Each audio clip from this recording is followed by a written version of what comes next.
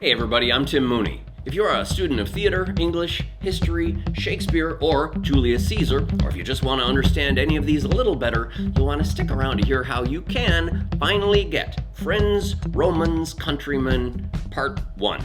This is my second take on this video. The sound was muffled that first time around, so here's another go at it.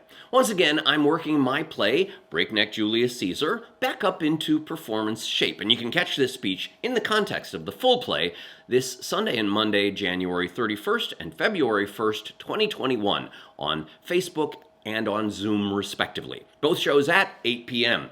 If you're watching this video after those dates, please swing by my website at timmooneyRep.com to check on our schedule. If you'd like to back up just a bit and check out our overview video regarding the full play Julius Caesar, you can find that one here. And if and when you decide you like this video, please hit like and subscribe and ring the bell so you don't miss anything more. In order to understand Friends, Romans, Countrymen, you need to understand what's led up to it. This video will deal almost exclusively with Brutus and Brutus's speech that immediately preceded Antony's speech. These two speeches are an amazing 1-2 punch of public oratory which may dazzle and distract or may infuriate and inspire. As we take up the action, it is Act 3, Scene 2. Brutus has been persuaded by Cassius to join in on the assassination of Caesar. While Brutus may have been somewhat of a holdout in the decision, he, like all the other senators, joined in on the attack. It may have looked like he wanted to enact the execution in a civilized manner, but it turned pretty much into a bloodbath, with the senators stabbing him some 23 times. Brutus has agreed to let Mark Antony, who did not participate in the conspiracy, to give the funeral oration, but only under the condition that he get the chance to speak first, to explain to the public just why Caesar had to die. He knows that he's a much more eloquent speaker than Antony is, and when Cassius expresses alarm about allowing Mark Antony to speak, Brutus insists, "I will myself into the pulpit first, to show the reason of our Caesar's death.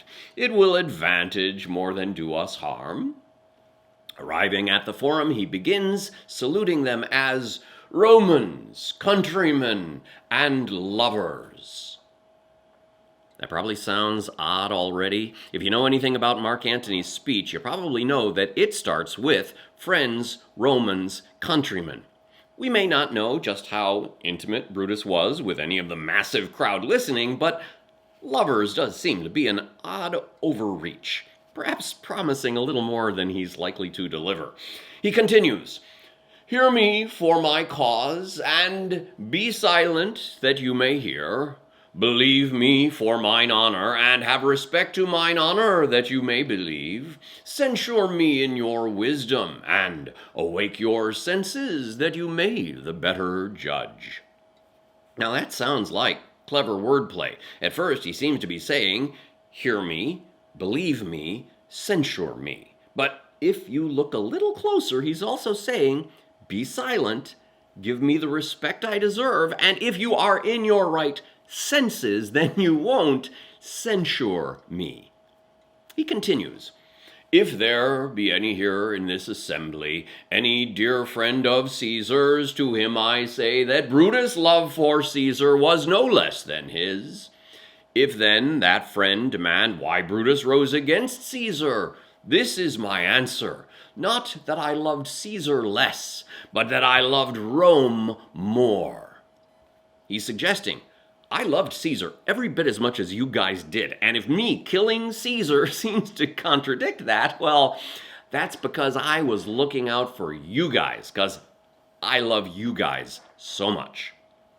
He continues, "Had you rather Caesar were living and die all slaves, than that Caesar were dead to live all free men?"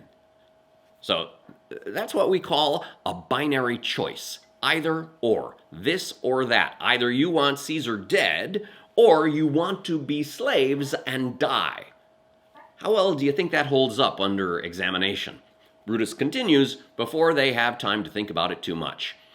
"As Caesar loved me, I weep for him, As he was fortunate, I rejoice at it. As he was valiant, I honor him. But as he was ambitious, I slew him. There is tears for his love, joy for his fortune, honor for his valor, and death for his ambition. So this is a little less binary, a bit more textured. Caesar had positive qualities. He was loving, lucky, and heroic. But all of those good qualities are negated by his ambition. Sounds like a hard punishment for ambition, yes? Who here, watching this video, does not consider himself at least somewhat ambitious? And if conclusion number 4 seems unbalanced, I believe it also calls into question the first 3 propositions. Did Brutus weep for Caesar? Did Brutus rejoice in Caesar's success? Is Brutus honoring Caesar? It sure doesn't quite look like it, and yet, with the speed in which Brutus blows past these propositions, there doesn't seem to be time to reason this stuff through. Certainly, nobody interrupts him. He continues, "Who is here so base that would be a bondman? If any, speak, for him have I offended. Who is here so rude that would not be a Roman? If any, speak, for him have I offended. Who is here so vile that will not love his country? If any, speak, for him have I offended." I pause for a reply. Well, now Brutus finally seems to be inviting them to speak. Surely someone will speak up now. But wait, what is it that Brutus said in advance of the line that invited them to speak? By Brutus' own logic, anyone who speaks up now is a base slave. A bondman is a slave, a rude non-Roman, and a vile Rome hater.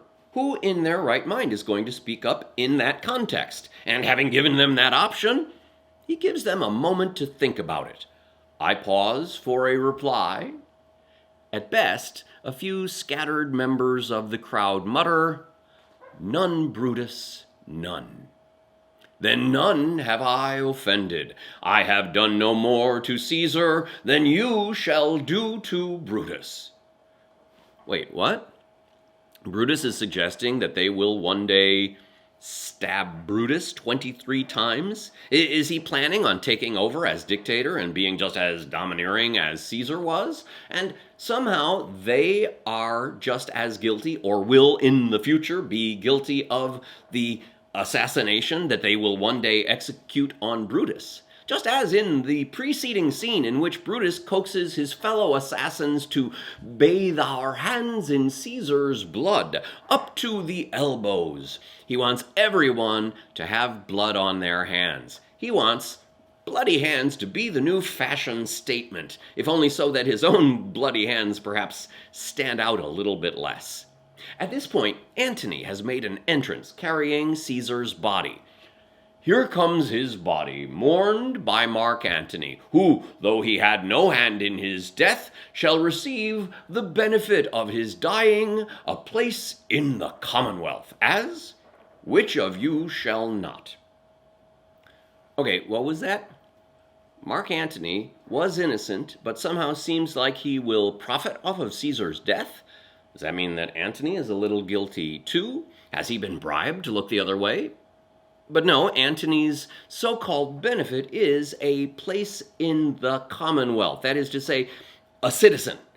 Perhaps better than a slave, but not a tribune or a senator. In fact, Brutus says that everyone listening has a place in the commonwealth, which is no more than what they had anyway. No one will profit off of this move by Brutus and the conspirators, but Brutus and the conspirators.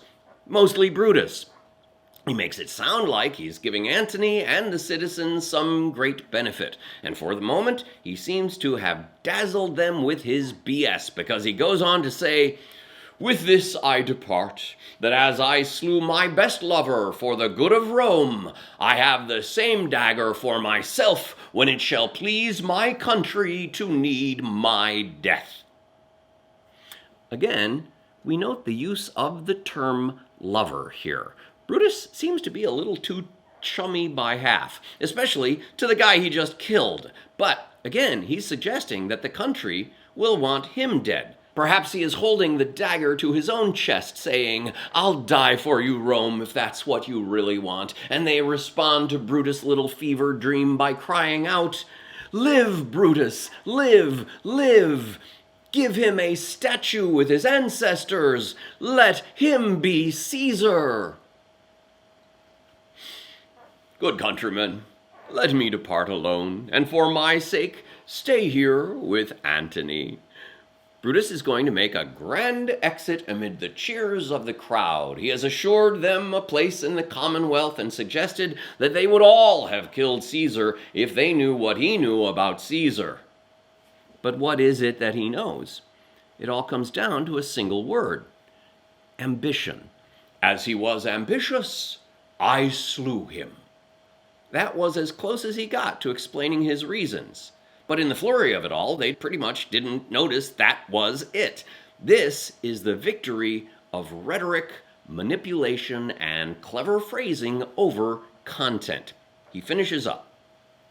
Do grace to Caesar's corpse, and grace his speech, which Mark Antony, by our permission, is allowed to make. I do entreat you, not a man depart save I alone, till Antony have spoke. So, Brutus loved Caesar. In fact, he calls Caesar his best lover, and leaves before the speech that is supposed to do grace to Caesar's corpse is about to begin. Brutus is the one person who will not do grace to Caesar's corpse. Brutus and the conspirators have seized power, and that's evident in that Antony is only allowed permission to speak at Caesar's funeral by the conspirators or the assassins. In other words, you guys stay here and sit through this dreadful little tribute to the man we just killed while I go off to start the inauguration party. In other words, I got nothing, but here's some nice-sounding platitudes and some post-mortem slander for the great dictator who conquered all of the civilized world on behalf of Rome. Now, let me go run off and enjoy the spoils of this great victory. And they do pretty much buy it. They haven't had enough time, like we did just now, to deconstruct the actual meaning of Brutus's speech. But at least one citizen is heard crying out, "This Caesar was a tyrant!"